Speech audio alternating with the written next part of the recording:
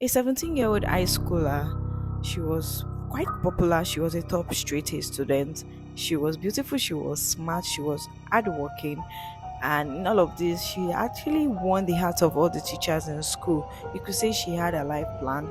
This is someone that even planned to be an idol, that's a celebrity in the nearest future because of how pretty and smart she was. But November 25th, a tragedy befell upon her. She was kidnapped by four teenage boys and she was kept in their custody for 44 days. Yes, and she was not just kidnapped, she was kidnapped, tortured, raped several times, and finally murdered. This is the case of a Japanese girl named Furuta Junko. In all of the stories I've covered, this stops the chart because of how gruesome this murder was. Stay tuned. Junko Furuta was a 17-year-old high schooler. She was born in Saitama, Japan, and she was quite the smart one. She was a top A student. She was smart, she was beautiful, and at the point, because of she wasn't from a wealthy home, she worked part-time to help save up for graduation, and to a point she even went further to employ to a company, a plastic company. After graduation, she was going to work there to think about her future. This is someone that had already planned her life out. You get, she was smart, she was beautiful, and in school she was quite popular because of how pretty she was. She had a lot of crush and a lot of offers and proposals. Junko Furuta was doing so well, but amidst all of this popularity, she wasn't a bad student. That's to say, she never took alcohol, she never smoked, she never abused drugs. She was, to say, the straight student. And all of this was happening. There was a school bully named Hiroshi Miyano who was actually crushing on Furuta, and one day decided to go ask Furuta out, and Junko rejected the offer because everybody in school knew that Miyano was the school bully, and Miyano was one who liked to brag about his connection with the Yakuza. And the Yakuza was like a very well known crime syndicates club and all of that. So people were really scared. They were like number one. They had the connections and everything. And Miyano was bragging in school that was I'm part of them. I have friends in the Yakuza, and you know, I will treat you up. If you fuck up, I will do anything you want with you. So everybody was scared of Miyano, and it was the school bully. And this bully decided to ask the straight A student, the beautiful girl, out, and Junko rejected the offer.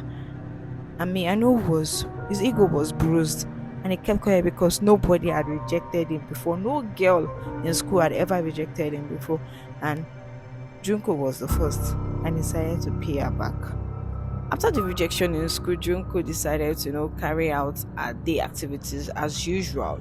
Now, this day, 25th of November, Junko was returning back from work around 8:30 p.m., which seemed like every other day. She was actually even eager. She was rushing home to actually finish the grand finale, the last episode of Dragonfly, and she was driving her bike down the road. And unknowingly to her, Miyano, the school bully, was around the same area, and he wasn't alone. He was with a friend. But by this time, him and his friend were actually just looking around the area, trying to target their next victim because they were known to be gang rapists. And Miyano sighted Junko and decided to tell his friend of a beautiful plan. And this is what happened. The friend who was with Miyano is named Jinchi Minato. He decided to go attack Junko. He hit her off her bike and she fell. And Miyano, coincidentally, came out and tried to be the knight in shining armor to save Junko from this bad stranger. And when he came, he was like the knight in shining armor. I was like, oh, you're trying to separate the fight and everything. And finally, he offered to walk Junko back home. And Junko, even though she didn't trust him, but she preferred walking back home with someone she knew from school rather than a stranger thrilling her. So she decided to accept Junko's offer. And while they were walking, that was when Miyano rather, decided to threaten her and told her that, you know what, keep quiet. I am part of the Yakuza, and if you do anyhow, I'm going to kill you right here. And immediately he took Junko to an abandoned warehouse, and that was where he raped her. And when he was done raping her, he called his friends to come to the park. And when they came, he took her to the park, and each of them had their way with her. And when they were done, they decided that Junko was too good to let go just like that. They decided to smuggle her back to Minato's house. Minato was the guy, the friend who hit Junko down the bike. Decided to take her to his family home and keep her there. Now there were four teenage boys, which are Hiroshi Miyano, who is 18 years old, who is the school bully that asked her out and she declined. Then Junchi Minato, was a friend who kicked off her bike and who acted like a stranger. Then there were two others, Joe Ogura and Yasushi Watanabe, both 17, 16. So they were all under 18, all teenagers, 18, 17, 16, 17. After the four teenage boys had smuggled Junko to Minato's family home, that was when Junko's hell actually began. Because at this point, that this was November 25th, they started having their turns one at a time every day. And when they are done, they didn't just end there, they started beating her. They were beating her, torturing her. And when they were done, when they are tired of torturing her, they have their way sexually with her, raping her every day. Now it became something very serious because Junko's mom went to the police and told the police that her daughter was missing, and the police started searching. And at this point, Hiroshi Miyano had to come up with a plan and decided the plan was that Junko was going to act as Minato's girlfriend. That was because he knew that everybody in school knew that Hiroshi Miyano had asked Junko out and Junko had declined this offer. So him coming out and acting like he was actually dating Junko would have been a very red flag. So he planned this out, made Junko act like Minato's girlfriend. And in his family home, Minato also told his parent that, okay, you know what, my girlfriend is with me for the time being. We are staying together. And they didn't just end there. They forced Junko to call her mom, to tell the police to stop looking for her, to stop searching for her, that she had run away, she had fallen in love, she's with her boyfriend. And at this time, there was a time a neighbor noticed that there was a girl living in that building. They called the police, and when the police came, they just knocked at the door, and Minato's parent came, answered, and were like, "Oh, there's no girl living in this home." And the police just took it at face value and left. And that was because Junchi Minato's family had a good reputation in the neighborhood, so they just believed the family and left while Jinko was upstairs. Now, after the search had ended, Hiroshi and his gangs decided to go all out with the torture of Junko. Now, it was said that the parents of Junchi Minato was actually scared of their son because of they knew of the connection he had with the Yakuza. So they knew that the girl staying with their son she couldn't have come to the house with their consent, and they knew that something fishy was going on, but they were scared to tell the police. According to them, they were scared to tell the police because they were scared of what their son would do to them. Now back to Junko. Junko at this time was going through hell. This was already day 10 already, and these boys were having mad fun with Junko. And when I mean mad and sick fun, they didn't end with having turns with her. They decided that, you know what, let's have more fun with Junko. They will tell their friends, they will tell men they are close with, they will tell other people to come off their way with Junko. And in a day, Junko could be violated more than 10 men in a day, every single day. And when she was done, they will beat her up. And this was happening 10 day, day 20, day 30. At this point, they were using dumbbell. Each of them would take dumbbell and throw it on Junko, hit her head, hit her arms, hit her fingernails, hit her legs. And when they are so bored with Junko, they would tie her around the ceiling fan and use her as a punching bag. And this was not done. They would also insert a lot of objects into her vagina, such as scissors, broken bottles, full bottles, lights, bulbs, explosives into her vagina. They will even go as far as cutting her left nipple cutting her left nipple. When they are so bored, they would also burn her eyelids with a candle. If she closes her eye to sleep, they will burn her eyelids with a candle. And at this point, she was already dehydrated. She was already starved. They were not giving her any food. They will force her to drink her own urine, force her to eat live cockroaches. And this all this while they were still having their way with her. They were still raping her day in, day out. She was getting a lot of beatings, she was being tortured. And when these other men came in, she was forced to actually masturbate for these men. Some of these men will also have their way with her. And when they are done, when somebody is worth nothing anymore, they will even urinate on Junko. Junko was exposed to all of this. At this point, Junko was even begging for these boys to kill her, but they were not done yet. They were not done. This was already day 35 already, and Junko's body was already messed up. Due to the dumbbell they were throwing on her, due to the stones, they will use iron rods, they will use woods to beat her up, they will use a whole lot to beat her up. At this point, her bowels were already scattered. Her digestive system were no longer working anymore. To the fact that even if she eats these live cockroaches, she could not even swallow them in anymore. She would throw up. And when she throws up, everywhere will be messy. Her brain was already clogged with a lot of blood. She could not see. They will even insert explosive into her ears. She even got deaf at a point. Now, when they saw that they could not go any further, Hiroshi decided to one day just pour, you know, fuel and light up her right leg.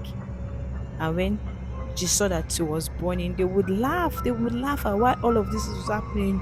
Junko would try to put off the fire and try to clean up the fire from her leg, but her legs were already burnt.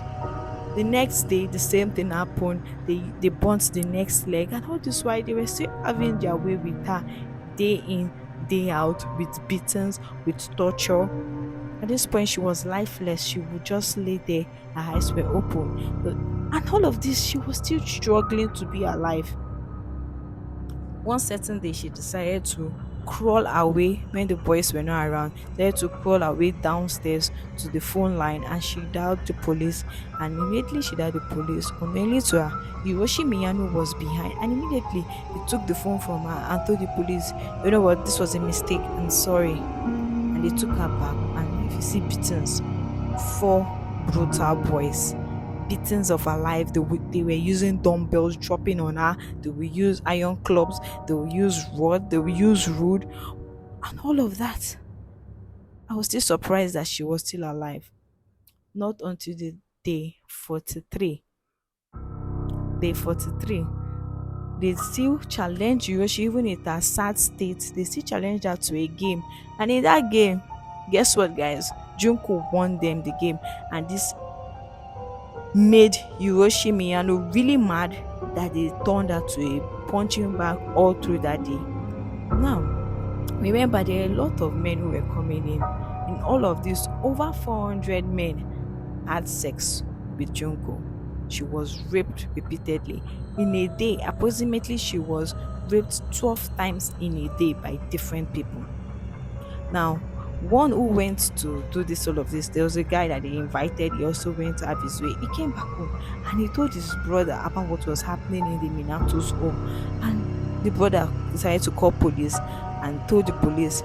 The police still went back there to that same house and still didn't search. Even after getting a call from a prank call from that same house, they still didn't go in to check. And Junko was left there. Now, after this game that she played with the four guys, in which she won, Hiroshi Miyano was really mad, and at this time, he decided to burn her, to light all her body up. And with this, she still struggled to put off the fire, but they were not still okay. They started punching her and punching her and punching her, and at this time, they were dropping dumbbells on her.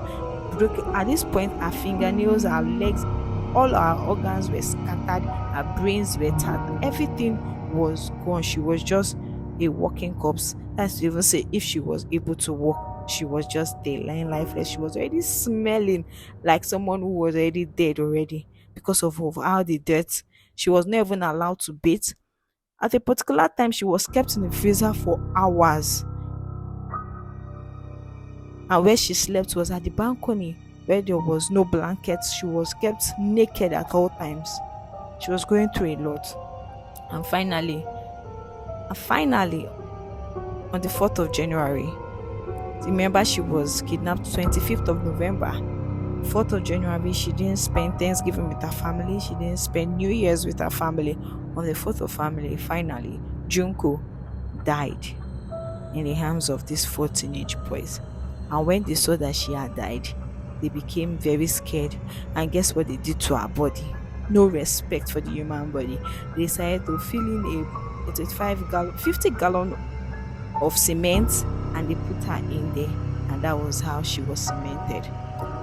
But unknowingly to them, her hair still protruded out of the cement, and they just left her and disposed that there in a construction site, and they just left her body there. Now, as they left the body there, because of how bad the body was decayed, they could not even get anything. There was no way they could get anybody, no culprit. At this point, the 4 boys were very okay. Not until something else happened again. After disposing the body of Junko, the four teenage boys continued with their life like nothing had happened. They went about their normal routine of gang raping, and finally they gang raped a 19-year-old lady who was also returning from work on this particular day. But after this, they let this one go, and this one went to the police, reported, and they were finally arrested for the rape of this 19-year-old. Now, Hiroshi Miyano was being investigated, he was being interviewed, and Joe Gura was in another room being interrogated by the police.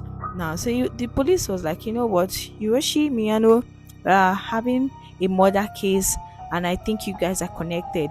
Now, Miyano thinking that Joe Gura had told them about Junko, unknowingly to him, decided to just openly confess to the murder of Junko. And he said, you know what, I'm going to show you where her body was. And they went there and they saw the body of Junko.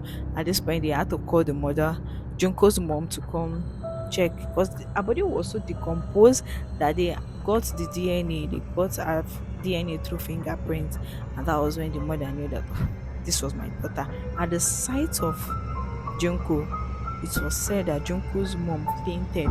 Until date, she's still in therapy.